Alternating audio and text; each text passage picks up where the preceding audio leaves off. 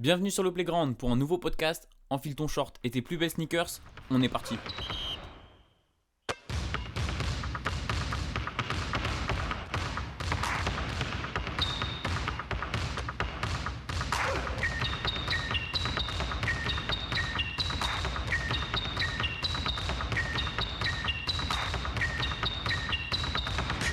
Bonjour à toutes et à tous. Aujourd'hui, on se retrouve dans un nouveau podcast. Et oui, ça y est, la NBA revient dans 2 semaines. Et qui dit retour de la NBA dans 2 semaines, dit également preview pour la saison 2021-2022. Oui, car si vous suivez le podcast depuis le tout début, l'année dernière, j'avais démarré avec les previews sur la saison 2020-2021. Et cette année, je recommence sur la saison 2021-2022, comme je l'ai déjà dit. Pour ceux qui sont nouveaux, qui découvriraient le podcast maintenant, je vais vous expliquer un peu le déroulé des previews. Chaque podcast, donc il y aura un podcast par jour jusqu'au retour de la NBA, donc le 19 octobre. Dans chaque preview, on aura 2 équipes, une de la conférence Est, une de la conférence Ouest, et 3 chroniques par équipe. Évidemment, le retour sur la saison 2021, voir comment ça s'est passé pour chaque équipe. Bien sûr, ce qui s'est passé cet été aussi, c'est très important.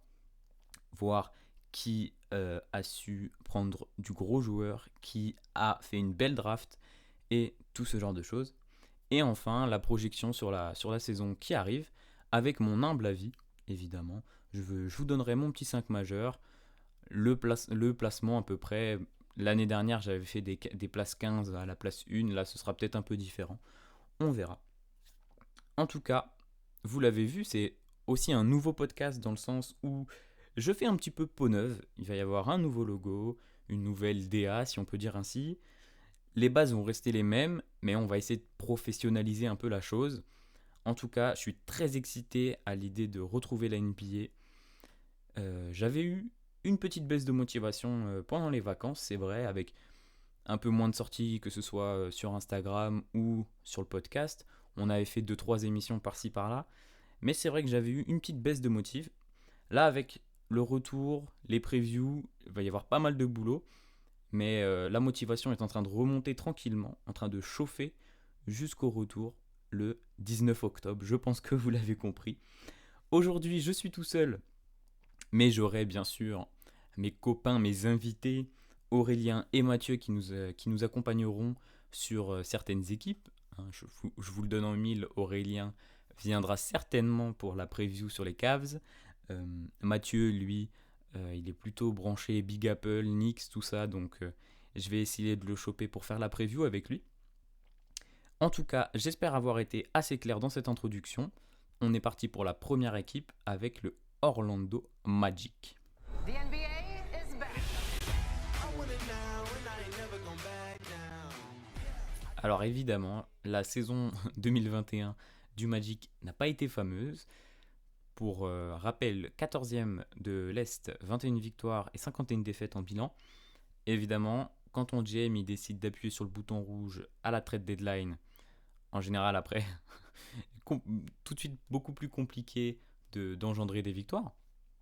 Donc le 25 mars, Evan Fournier a été envoyé à Boston, Nikola Vucevic à Chicago, Gordon Hayward à Denver pour récupérer 2-3 jeunes par-ci par-là.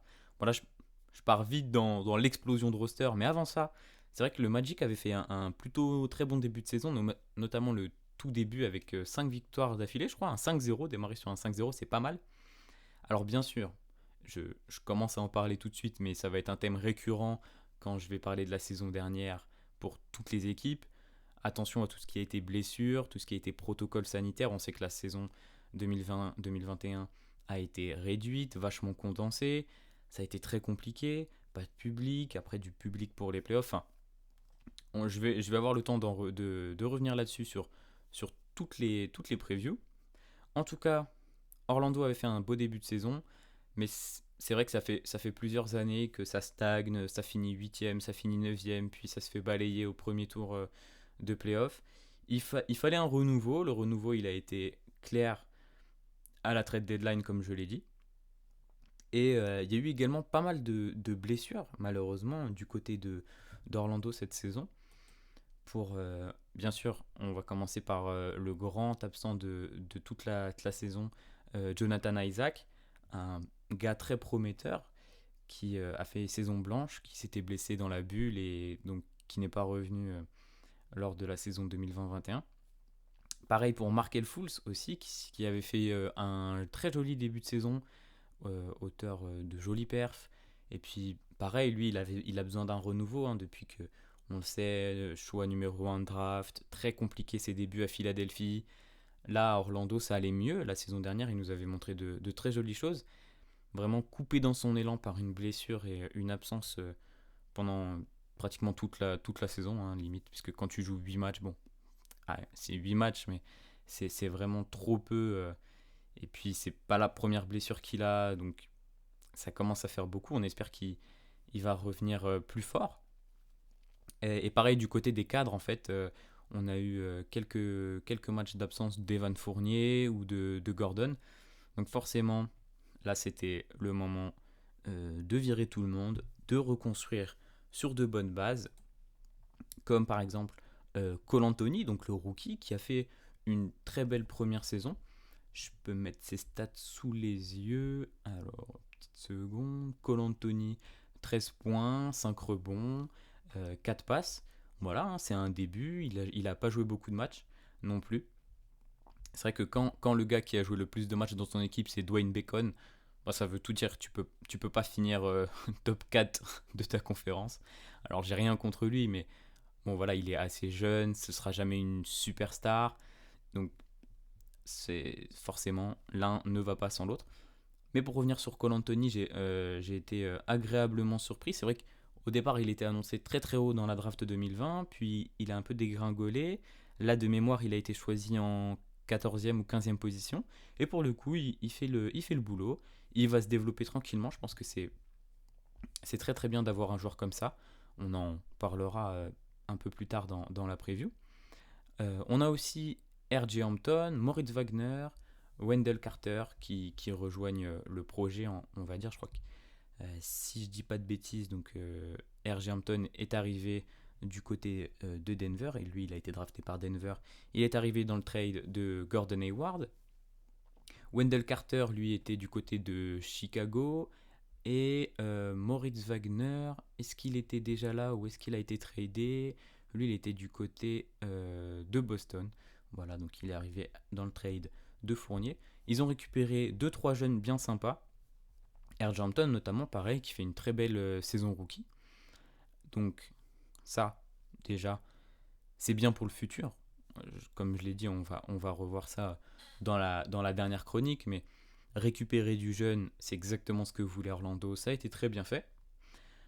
Après, pour parler d'autres jeunes qui ont un peu moins séduit, bon, c'est pas forcément de leur faute, mais on a un gars comme Mo Bamba qui progresse, mais qui progresse très très lentement malheureusement entre blessures ou même il a des gars aussi qui jouent sur son poste. Il était derrière Nikola Vucevic sur la moitié de la saison.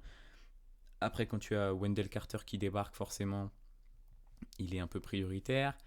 Mais entre blessures, protocole sanitaire, c'est vrai que Mo Bamba qui a été un très haut choix de draft, on commence légèrement à en parler dans les busts. Attention, on est patient avec lui puisque c'est un profil assez particulier, très grand, il a besoin de se développer, donc il est encore jeune, il a 22 ans, il y a le temps, mais attention tout de même. Et puis, pour reparler de 2-3 autres joueurs, de qui est-ce que je peux parler? Gary Harris, qui a fait son arrivée aussi, qui était à Denver. Il a fait une jolie deuxième partie de saison et il pourra avoir son importance lors de la saison 2022. Terence Ross qui est toujours là aussi. Terence Ross qui fait son taf en sortie de banc, c'est carré, c'est bien, il envoie 15 points par match. Mais bon, voilà, on a du jeune, on a quelques vétérans par-ci par-là, même si la plupart ont été tradés à la trade deadline. Et on va voir ce que ça va donner sur les prochaines saisons. C'est ça le mojo du Magic en ce moment, reconstruction. Par la draft, puisque là on va commencer à parler de ce qui s'est passé cet été à l'intersaison. Mais avant d'embrayer directement sur ce qui s'est passé à la draft, il y a eu un changement majeur, puisque un changement de coach pour une nouvelle vie, c'était un peu attendu mine de rien, puisque comme je l'ai dit, il y a eu une explosion de roster, il fallait du changement. Donc Steve Clifford a été remercié après 3 saisons, quand même. Il a tenu Steve Clifford parce que pendant un moment, Orlando, ça changeait, pardon. Ça changeait de coach toutes les saisons. Donc, a priori, les deux camps voulaient changer d'air. On sait souvent ce que ça veut dire. Hein. Je suppose que Steve Clifford, il aurait été content de garder son poste et peut-être de faire une reconstruction parce que à l'heure actuelle, il n'a pas de poste. Donc, c'est un peu bête. En tout cas, c'était un coach qui avait fait redécouvrir les playoffs à Orlando. Certes, ça n'a pas été très loin. Ça s'est fait découper par les Raptors en 2019 et, si je dis pas de bêtises, par Milwaukee aussi, l'année en 2020. Là, je me souviens plus de ce qui s'est passé il y a 2 ans, donc bon, c'est pas grave. En tout cas, c'est Jamal Mosley qui prendra le poste. Donc, il a été assistant de Rick Carlisle en 2014, je crois. On va se mettre sa petite fiche Wikipédia sous les yeux. Alors, assistant à Dallas 2014 à 2021. Et puis, il est dans la ligue depuis 2005. Il a été assistant à Cleveland, à Denver. Donc, c'est un gars qui a un peu baroudé, qui connaît bien la ligue, hein, puisque ça fait 15 ans qu'il y est. Donc, à voir quel style de jeu il va prôner. Je vous avoue que j'ai pas forcément creusé la chose. En tout cas, c'est très cool. C'est cool d'avoir de la fraîcheur sur les coachs. Il recycle pas un mec qu'on a vu 5000 fois et qui n'a rien donné. C'est très sympa. À voir ce que ça va donner maintenant. On sait que, pour prendre l'exemple des Pacers qu'avait pris Nate Bjorkgren l'année dernière, ça s'est très mal passé. Il a fait qu'une seule saison. Et puis, il s'est en allé. À voir. Je suis curieux, je le connais pas. C'est un gars qui a baroudé en NBA, donc on verra bien ce que ça va donner. En tout cas, parlons peu, parlons bien. La draft, bon, assez bien. D'un côté, plutôt très bien, très belle cette draft. On va pas commencer à tergiverser. Choix numéro 5, choix numéro 8. Mais c'est vrai que avec le troisième pire bilan de la saison, le Magic aurait pu avoir un choix un petit peu plus haut que le choix numéro 5. Hein. On pense notamment aux Raptors qui ont grugé tout le monde pour prendre la place numéro 4. Bon, en tout cas, en choix numéro 5, ils ont pris Jalen Suggs, un meneur hyper explosif, un peu un Westbrook-like. On verra ce que ça va donner. En tout cas, il prendra les rênes de l'équipe directement. Il n'y a pas à dire. Et puis en choix numéro 8, le petit frère de Moritz Wagner, Franz Wagner, donc un ailier poste 3-4, très polyvalent, qui est capable de tout. Donc ça, on sait qu'on aime bien dans la NBA moderne les joueurs qui sont capables de tout. Ça va être très cool. Ça va être très cool de voir deux forts joueurs jeunes qui rejoignent le projet. Hâte de voir, je vous ai déjà dit ce que va donner Jamal Mosley avec toute cette belle bande de jeunes. Et puis, donc, les changements, il y a eu peu de mouvements cet été, mine de rien, comme une nouvelle fois, il y en a eu beaucoup à la trade deadline, avec Robin Lopez, qui a signé, je crois, en agent libre, pour pas dire de bêtises. Robin Lopez qui vient jouer les tontons, qui était du côté de Washington, qui va maintenant chapeauter tout ce groupe de jeunes, avec Etuan Moore aussi, en sortie de banc, qui jouera.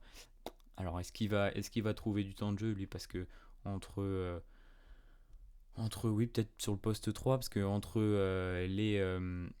les Cole Anthony, les RJ Hampton, maintenant avec j'ai mangé son nom, avec Jalen Suggs, est-ce qu'il trouvera du temps de jeu? Bon, on sait ce qu'il vaut. Etuan Moore, c'est pas le meilleur joueur, mais bon, on verra bien. En tout cas, c'est un joueur qui a 10 ans d'expérience, donc il va jouer les tontons, exactement comme Robin Lopez. Et puis, côté départ ou joueur coupé, on a Dwayne Bacon qui a été coupé. On revient, voilà, il a beau avoir joué 72 matchs sur 72 possibles la saison dernière, il est remercié. Et Otto Porter qui est envoyé chez les Warriors, donc qui fera pas partie du projet de reconstruction. En même temps, c'est pas vraiment un joueur de reconstruction, Otto Porter, mais voilà, il a été envoyé chez les Warriors. Donc peu de mouvements, de très belles arrivées à la draft, mais maintenant il va falloir voir ce que ça donnera sur la saison prochaine. Évidemment, le maître mot, ça va être le développement des jeunes. Et puis là, sur les premières previews des places, on va dire 15 à 13, 12 ou même 11 des fois, c'est un peu le maître mot, développement des jeunes, car il y a beaucoup de jeunes dans cette équipe. Si je regarde, on a des Chuma Okeke. Tiens, j'ai pas parlé de Chuma Okeke sur la saison 2021. Il a fait une belle impression lui aussi, mine de rien, sur la saison dernière. L'ex-joueur de Auburn. On a du rookie, pas mal de rookies, hein, là. Jalen Suggs, je l'ai dit. John Teske, Hassani Gravett, Franz Wagner, évidemment. Du rookie, du joueur sophomore, du joueur dans leur 3e, 4e année. Donc que ce soit Markel Fultz, Jonathan Isaac, même Moritz Wagner est super jeune, Mo Bamba. Enfin, je ne vais pas tous les citer, mais évidemment beaucoup de jeunes. À voir ce que vont donner Terence Ross et Gary Harris au cours de la saison. C'est des joueurs, on sait ce qu'ils valent. Gary Harris, lockdown défensif, très intéressant d'avoir un joueur comme ça dans son équipe, encore assez jeune, capable aussi offensivement. Hein. C'est pas une foudre de guerre offensive, mais par contre en défense, c'est clair et net que tu es content d'avoir Gary Harris dans ton équipe. S'il peut mettre un peu de plomb dans le crâne des jeunes, c'est pas mal. Et Terence Ross en sortie de banc, qui lui pour le coup plus un joueur offensif qui vient mettre sa bonne quinzaine de points, qui est capable de mettre même jusqu'à une vingtaine de points. À voir comment ils seront utilisés tous les deux.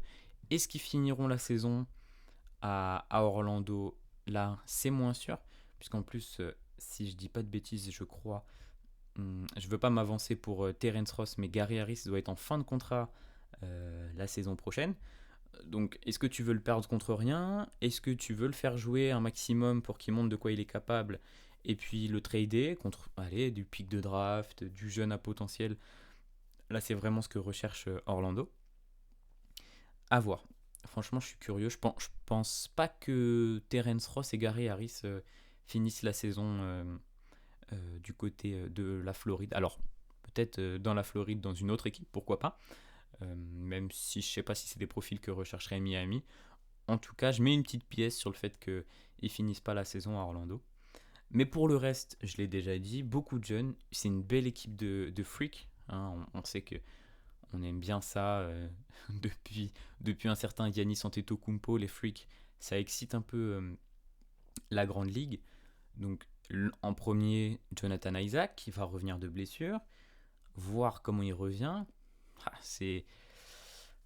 J'espère qu'il va bien revenir parce que moi, vous commencez à me connaître, j'adore la défense, j'adore les joueurs qui se donnent de leur côté du terrain. Et c'est vrai que Jonathan Isaac, pour le coup, il avait été dans les discussions, du coup, début de saison dernière, même la saison. Non, enfin, la saison d'avant, du coup, la dernière saison qu'il a jouée, 2019-2020, dans All Defensive Team, meilleur défenseur, avec beaucoup d'interceptions, pas mal de contres aussi, parce que c'est une grande tige avec des longs bras.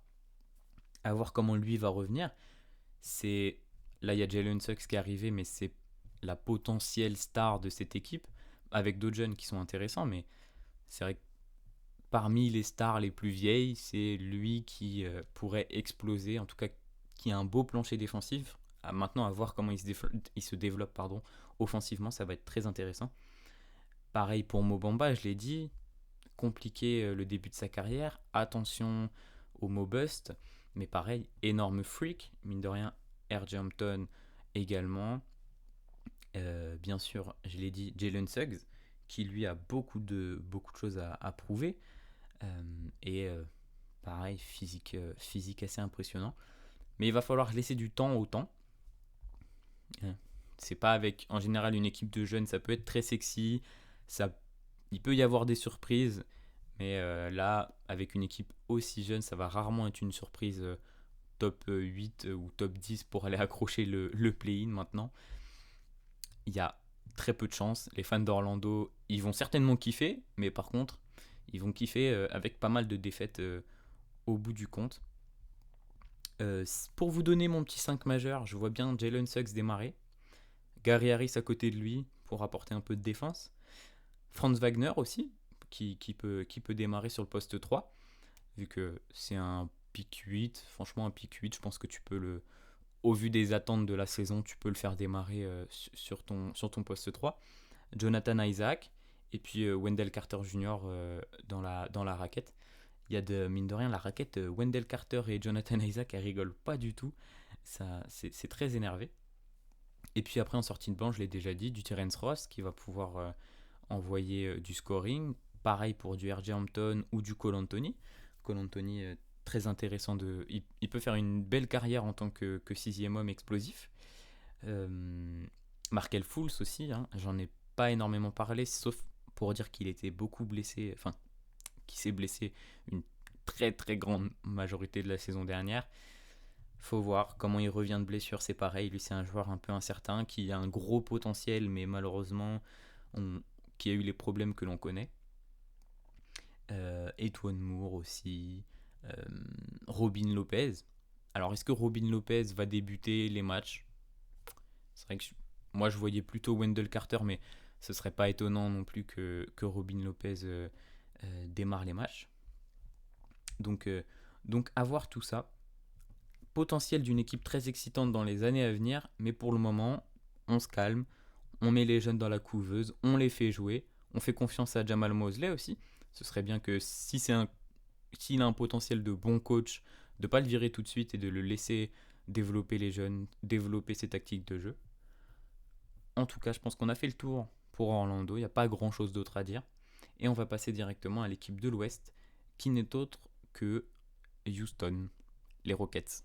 Et ouais, pareil, on est sur une équipe de jeunes, et il y a pas mal de choses à dire aussi. Do you ever shut up? Do you ever shut the fuck up? What the fuck are you worried about? I'm in the zone, man. I'm in the fucking zone. Would you relax? I'm in the zone. Really? It is one thing to embarrass me, right? It's another motherfucking thing to piss these guys off that we have to play against. They're just plain fucking stupid, man. Par où commencer avec les Rockets ? Bon, déjà, 15e de l'Ouest, 17 victoires pour 55 défaites. Et quel réel bourbier.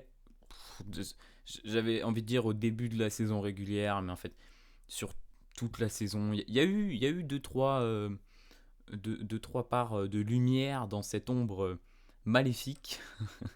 mais c'est vrai que quelle saison horrible pour les Rockets. Donc, on va commencer avec le début de saison. Nouveau coach, Paul Silas qui arrive. Non, Stephen Silas, que je dis pas de bêtises. Paul Silas, c'est son père. Donc Stephen Silas qui arrive aux commandes, on lui dit super, tu vas avoir James Harden, tu vas avoir DeMarcus Cousins qui était là aussi, John Wall qui a été récupéré dans le trade contre Russell Westbrook qui ne voulait plus jouer ici. Et en fait, James Harden ne vient pas, il disparaît dans les méandres des boîtes de nuit. Puis finalement, il pointe le bout de son nez avec quelques kilos en trop. Hein. Bon, en vrai, on est vache. Oui, certes, il était un peu en embonpoint, mais sur les images, il est tout engoncé dans son t-shirt. Là, on dirait qu'il a 4 couches de vêtements. En tout cas, ça lui empêche pas de faire du sale, hein, parce que clairement, il a fait, je sais même pas combien de matchs il a joué à Houston la saison dernière. 8 matchs, mais bon, sur la saison, il est le meilleur scoreur avec 25 points et 10 assists de moyenne, donc ça lui empêche clairement pas de faire du sale. Mais en attendant, il voulait partir. Bon, vous le savez, il a rejoint Brooklyn pour monter cette super team de Brooklyn dans un gros trade. Hein. J'ai pas envie de dire de bêtises, mais il y a eu combien d'équipes 4 équipes, 3-4 équipes, puisque du coup, donc, dans le trade qui envoie James Harden à Brooklyn, on a l'arrivée de Victor Oladipo, qui lui a démarré sa saison à Indiana. Caris LeVert de son côté, lui, donc, qui était à Brooklyn, a été envoyé chez les Pacers. Enfin bref, je vous avoue que je me suis pas noté et je me souviens plus de tout ce qui a été engendré avec ce trade. Mais voilà, on démarre très mal la saison du côté des Rockets. Et puis ça continue, puisque gros problème de blessure cette saison, hein, quand tu payes John Wall 47 millions l'année et qui joue 40 matchs. Bon, 40 matchs sur 72. C'est pas la cata, mais c'est pas non plus la panacée. Donc John Wall qui manque 30 matchs. Eric Gordon aussi qui manque 40 matchs. Christian Wood qui lui avait pourtant fait un super début de saison et qui manque 30 matchs. Victor Oladipo, mais bon, lui, il a été envoyé à Miami à la trade deadline. David Nwaba, enfin bref. Beaucoup de problèmes. Health Protocol, des blessures un peu de partout du côté de Houston. Et ce qui fait que, tenez-vous bien, les Rockets ont utilisé 30 joueurs cette saison. Il y a des mecs, je n'avais jamais vu leur nom. En tout cas, 30 joueurs, c'est énorme pour un roster sur une saison NBA. Donc, forcément, quand tu utilises 30 joueurs, c'est pas forcément que des bons. Et tu gagnes pas énormément de matchs.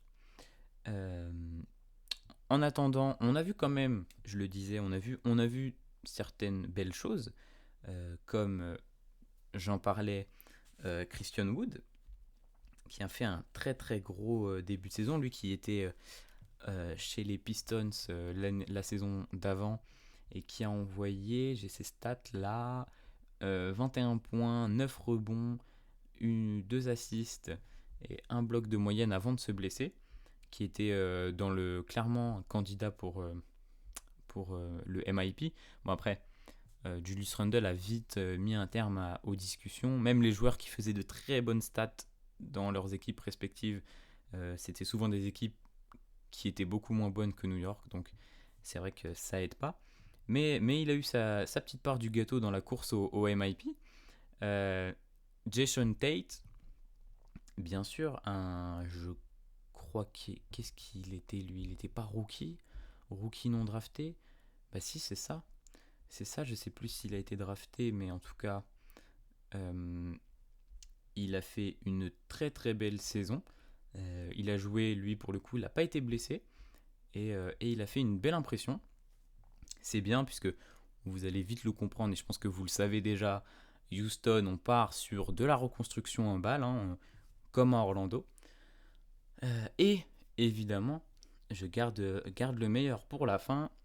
On a eu un super Kevin Porter Jr. arrivé en cours de saison, le nouveau chouchou qui a envoyé un match à 50 points, c'est un peu le James Harden style, hein, la barbe en moins, un peu plus de cheveux, mais mais le nouveau chouchou clairement des Rockets, qui a fait une très très belle saison. Un petit bout de saison certes, mais en tout cas il a montré du potentiel, et c'est bien puisque c'est vrai que son début de carrière à lui a été assez compliqué, entre les passages par la G-League, des soucis on va dire un peu psychologiques, je crois, si je dis pas de bêtises. Donc c'est une très bonne nouvelle pour lui comme pour la franchise. À côté de ça, on a eu des vétérans qui ont fait le boulot. Eric Gordon, je disais qu'il était blessé, mais on peut toujours compter sur lui. Il y a Kelly Olynyk qui est arrivé aussi en cours de saison et qui, pour le coup, a fait ses meilleures moyennes statistiques largement du côté de Houston. Il nous a vraiment montré de très très belles choses. Mais voilà, globalement, une saison très compliquée pour les Rockets, à base de jeunes, de vétérans un peu paumés, comme là je pense à des Marcus Cousins qui a rebondi après chez les Clippers durant la saison, mais c'est vrai que lui pareil, énorme flop en fait du côté du Texas avec son pote John Wall. On était en mode waouh, les gars de Kentucky, je vais vérifier tout de suite pour pas dire de bêtises. High school, collège, Kentucky, voilà, je dis pas de bêtises. Les deux poteaux qui sont rassemblés, au final ça a fait un très joli flop, tout ça, bien sûr, avec prise en compte des blessures. Mais aussi deux belles choses comme je vous l'ai déjà dit, et puis deux belles choses qui vont engendrer une draft et une intersaison complètement incroyable de la part de Houston. Bon, surtout une draft, parce que c'est vrai qu'après ça a été plutôt calme. Mais Raphael Stone a fait un braquage lors de la draft 2021. Alors, je sais plus s'ils ont eu des joueurs au second tour. Moi, je me suis principalement, pour la plupart des équipes, je me suis principalement noté les choix du premier tour. Et là, on peut dire que la draft de Raphael Stone a été plutôt bonne. La pêche a été plutôt bonne. Donc bien sûr, en choix numéro 2, Jalen Green, donc un des meilleurs prospects, un joueur calibre superstar, un arrière fort scoreur que on a hâte de voir. Pour tout vous dire, j'ai pas énormément regardé la Summer League, donc je sais pas trop. J'ai vu quelques images de lui à l'université, mais Jalen Green, non, pas à l'université du coup. Jalen Green, il jouait en G-League. Hein. Si je dis, il jouait dans la G-League Ignite. Je vais me permettre de vérifier vite fait. Mettre un petit coup de... Alors, Jalen Green, tac. Ah, bah c'est pas écrit. Bah super. Et moi j'ai pas écrit non plus. Bon, en tout cas, l'un des meilleurs prospects, je disais, je n'ai pas énormément regardé la Summer League, donc je crois qu'il a fait un peu de bruit avant de se blesser, si ma mémoire est bonne. Après lui, en choix numéro 16, Alperen Sengun, donc un pivot turc, pareil, profil intéressant, tous les profils de toute façon sont intéressants sur la draft là, des Rockets. Pivot turc, un peu à la Jokic, capable de faire pas mal de choses, du scoring, de la passe. Ce sera pas un gros défenseur, mais attention, en choix numéro 23, on prend un petit Ousmane Garouba, un poste 4, espagnol, uber athlétique, gros défenseur, qui a eu des jolies phases aussi pendant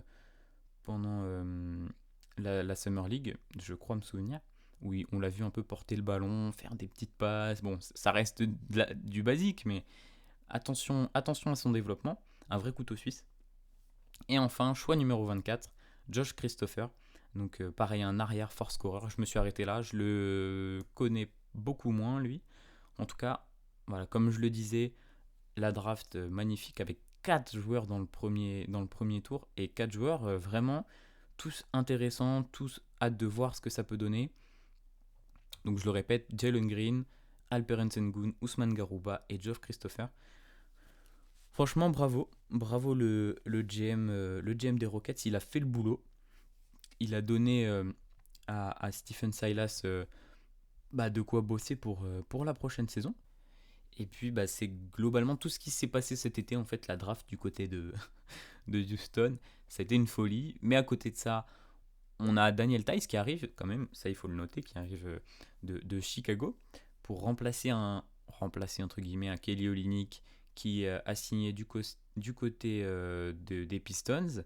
Et ils ont aussi perdu Avery Bradley quand même. Forcément, il n'allait pas rester dans ce bordel de jeunesse qui, lui, est allé à Golden State. Il a signé chez les Warriors. Et puis, en plus de Daniel Theis, via Free Agency, ils ont récupéré Anthony Lemb. Bon, je crois que c'est un contrat... c'est un two-way contract, je crois, en plus, Anthony Lemb. Bon, en tout cas, voilà. La chose principale à retenir de cet été du côté des Rockets, c'est vraiment une draft exceptionnelle. Et puis, je l'ai déjà dit, comme Orlando, on va devoir reconstruire sur du jeune. Tranquillement, ça y est. Exit Monsieur James Harden, Russell Westbrook. Exit aussi, pour l'aborder, normalement, John Wall ne devrait pas jouer pour Houston cette saison. C'est ce qui a été dit des deux côtés. C'est assez logique. On en a parlé durant un podcast, avec Aurel et Matt. Mais mine de rien, où est-ce qu'il va être envoyé? Est-ce qu'ils vont réussir à monter un trade pour se débarrasser de John Wall, puisqu'il ne veut pas être cuté, entre guillemets. J'ai plus le terme exact, mais si c'est ça, il veut pas faire de buy-out. Voilà.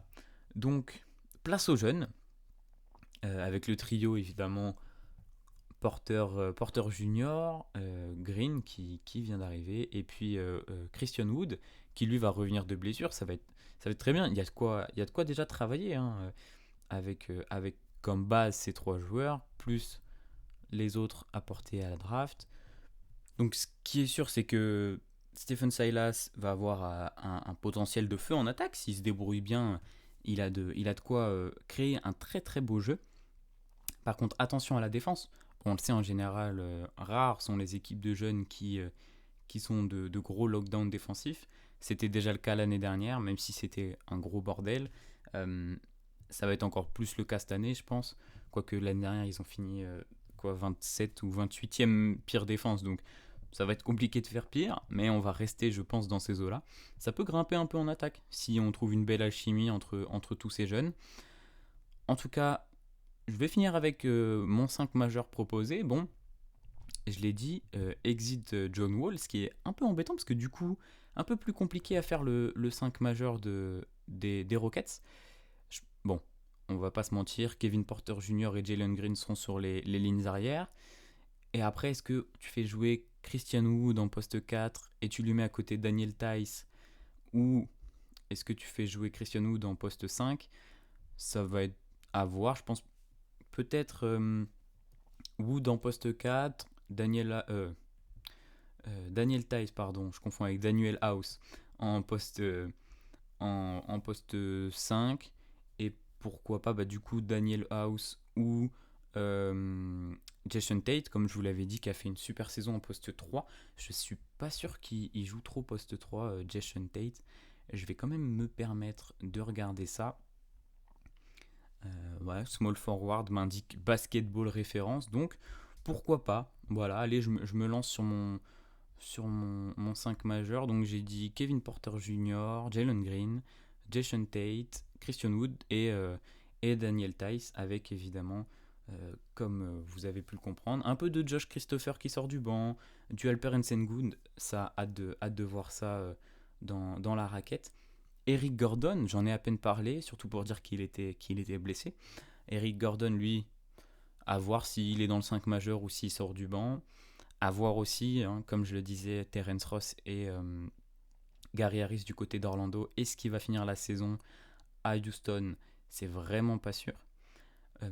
Kenyon Martin, attention, hein, Kenyon Martin qui tient pas mal de son père, qui peut faire une très belle saison de sophomore. Ousmane Garouba aussi, en tout cas, voilà, je vais pas continuer à me répéter, mais on a une très belle équipe de jeunes, un fort potentiel offensif. Stephen Silas, il va avoir du boulot, tout comme Jamal Mosley de l'autre côté, mais équipe de jeunes, reconstruction égale peu de victoires, égale, on va aller chercher d'autres pics de draft pour compléter ce roster. Voilà, je pense que j'ai fait le tour du côté d'Orlando et d'Houston. Je ne l'ai pas dit, mais je vois ces équipes plutôt dernières de chacune des conférences. Vous allez vite comprendre, comme la saison dernière, hein. Ça va être... on va partir à peu près de la 15e place, même si, bon, de toute façon, il y aura un récap global. J'aurai le classement, mon classement final sur la saison 2021-2022 sur Instagram. Donc, pour ceux qui ne savent pas, allez sur Instagram, allez vous abonner, venez discuter, ça fait toujours plaisir. Mettez des étoiles au podcast. Je ne sais pas si c'est possible sur les applications, je crois pas. Moi j'utilise Spotify, je sais qu'on peut rien mettre, mais donc venez me dire que vous avez écouté le podcast, venez me dire que vous avez kiffé, me dire ce que je peux améliorer. Là c'est la reprise, donc un peu d'hésitation, un petit peu perdu, surtout tout seul. Ça fait un petit peu de temps que j'ai pas fait un podcast tout seul, donc ça fait un peu bizarre. Mais là je vais pas avoir le choix que de me réhabituer très très vite. En tout cas, on se retrouve demain pour 2 nouvelles équipes. C'était Lenny, je vous souhaite une très bonne soirée, salut à tous, bye et à demain.